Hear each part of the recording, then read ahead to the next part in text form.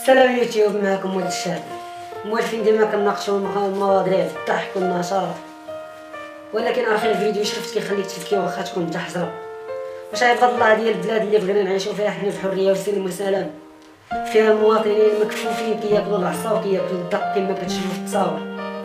هذا الفيديو نشرته جريده هيسبريس ديال المواطنين مكفوفين كيطالبوا بحقهم البسيط اللي هو العمل، ومشاو قدام فيلا بن كيران باش الرساله توصلوا بزز منه، لحقاش كيشوفوا الحاجه وكيديروا راسهم ما شايفين والو، كيشوفوا مشاكل الشعب، كيشوفوا القهره اللي عايشينها وكيديروا راسهم ما شايفين والو.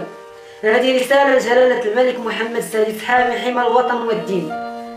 ها هو الدين كيلعبوا فيه كيف ما بغاو، ها المثليين ها ما عرفتاش، ما مسوق لي حد الدين، ها الجوامع كيتسدوا في مراكش، ها البيران مفتوحين ليل ونهار، ها الدين نقولوا نخليوه الله عز وجل، ولكن المواطن والشعب والوطن شنو الدور ديالو في هذه الحياه؟ ياكل العصا، يتجرجر في الشارع بحال الحيوان، الحيوان ما كيستحقش هذيك المعامله اللي عملتوا بها نتوما دوك الناس مساكن.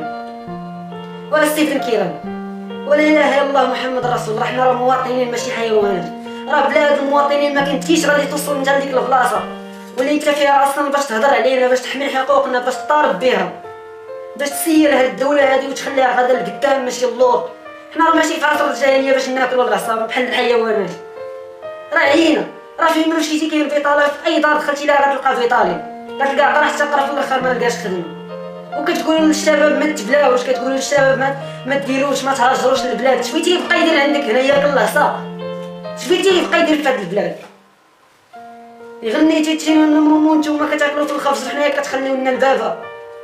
هذا هو المغرب، هذا هو المغرب اللي فيه جوج البحوره، اللي فيه الفوسفات، اللي فيه الصحراء ما عرفناها واش ديالكم ولا ديالهم.